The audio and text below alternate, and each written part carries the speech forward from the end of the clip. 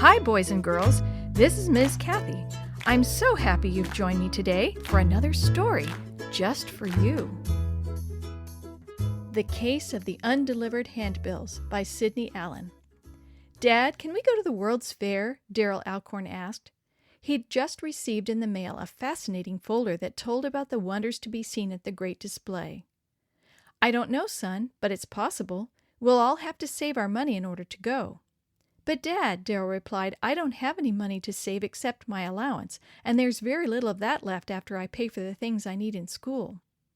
At this point, Darrell's mother entered the supper table conversation. I heard today that Bobby and Sam earn money from Mr. Prow for distributing handbills in their district. You know, handbills that tell about his special sales at the store. He may need someone for that job in this part of town. Why don't you ask? The next afternoon, Darrell burst into the house a little later than usual to report the news that Mr. Prow had been looking for someone to deliver papers in the district where the Alcorns lived. So he had been given the job. He'd just need to deliver 200 handbills every Wednesday after school. He was going to start the task the very next day. The whole family rejoiced in his good fortune, and each member began to make their own plans about how to save for this special trip. For Darrell, new tasks were often more interesting than old ones. This proved to be the case with the handbill job. At first, Darrell was eager to get the work done, but after a while his mother had to remind him that it was handbill day when he forgot and came home on Wednesdays instead of going out on his route. As time went on, the weather grew colder, so in spite of warm mittens, a coat, earmuffs, and a cap, Darrell came in from his task with skin nearly blue.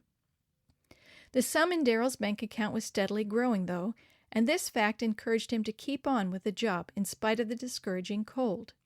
At least the money encouraged him, until one certain Wednesday. That morning the family arose to find a thick blanket of snow on the ground, with more snow falling like soap chips from the sky. As the radio newscaster gave the morning commentary, he read notices from several schools that classes would be canceled for the day because of the drifts on the roads. No announcement was heard from the church school, however, so Darrell put on his rubber boots, a heavy muffler, and all the other gear he wore during foul weather, and plowed through the drifts toward the school. His mother became a bit worried about him that afternoon as she thought of him distributing his handbills in such bitter weather. She wished that Mr. Prow would call off the job that afternoon, but she knew that during a snowy period he had to do more to encourage people to visit his store than he did during normal times. Darrell got out of school at 3:30 p.m. each day, and it usually took him until 5:30 to carry out his task on Wednesdays. On this day, his mother decided that if he did not arrive home by 5:45, she would go out in the car to help him. While she was making these plans, she was surprised to see her son come in the door, fresh and energetic, at just a few minutes after 5. He had no papers in his hand, and she exclaimed, "Well, Darrell, however did you get done with your job so quickly on such a day as this? It is so hard to get around this afternoon that I was planning to drive to your rescue in a few minutes. How come you're home so soon?" "Oh, it was so cold that I just decided to work extra fast so I could get inside and warm up, that's all." By this time, Darrell had removed his icy mittens and was beginning to undo the woolen muffler.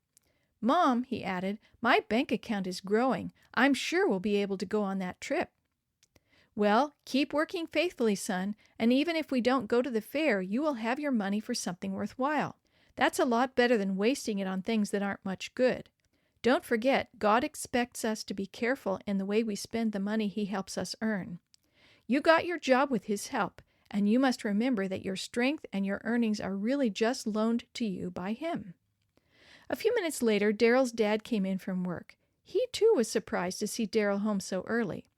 Something about Darrell's explanation left a question in his mind, but he didn't say anything to anyone about his doubts. The next afternoon the telephone rang at about 3 o'clock. Mother heard Mr. Prow's voice. "Mrs. Alcorn, some of my steady customers have been calling in to say that they didn't get their regular handbill yesterday. There is Mrs. Novato, Mrs. Nelson, Mrs. Walker, and Mrs. Bryan. Do you think Darrell would be willing to see to it that they get one?" Mother remembered the quizzical look on Father's face the previous evening and assured the friendly storekeeper that she would see that the job was done. Mother put on her coat and drove right over to Mr. Prow's store. She picked up a supply of leftover handbills and then went over to the church school, arriving just in time to meet the students as they were leaving. Darryl was happy to see her and to be able to ride home in the car. The weather was still extremely cold. She invited Bobby and Sam to ride with them, for their homes were along the road to the Alcorn place. As the car moved somewhat uncertainly over the icy streets, the boys commented upon the difficulties of their task the previous afternoon.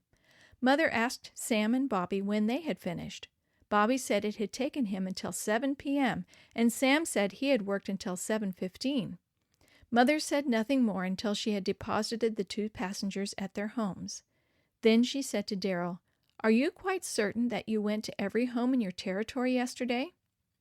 Darryl nodded his head to indicate that he had, but his eyes were strangely attracted to something down on the floorboard of the car, and it was evident that he did not enjoy discussing his activities of the previous afternoon.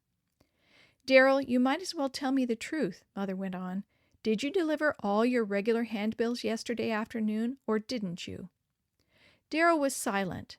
Then a couple of tears trickled down his pink cheeks. Before long he had told his mother how, after the first 50 deliveries, he had gotten so cold that he had decided to deposit the rest of the papers under an old log. "I thought nobody would want to read an old grocery announcement on such a stormy day," he defended. "What do you think you ought to do to make this thing right, son?" Mother asked.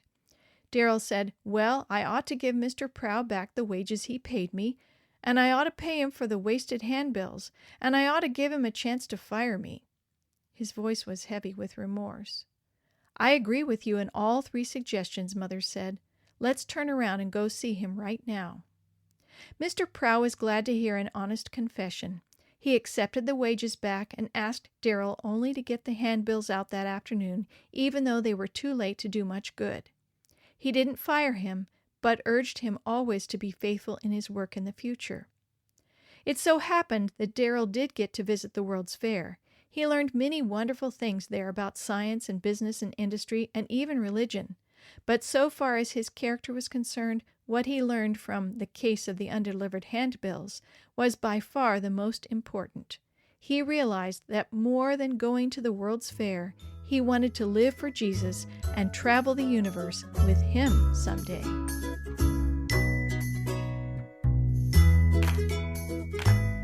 The story you have heard today is from Guide's Greatest Stories, written by various authors and compiled by Randy Fischel, and used with permission from the Pacific Press Publishing Association.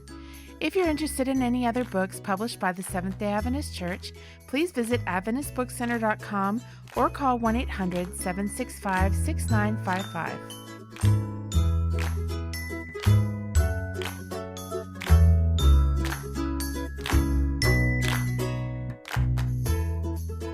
This podcast is a production of the Carolina Conference of the Seventh-day Adventist Church.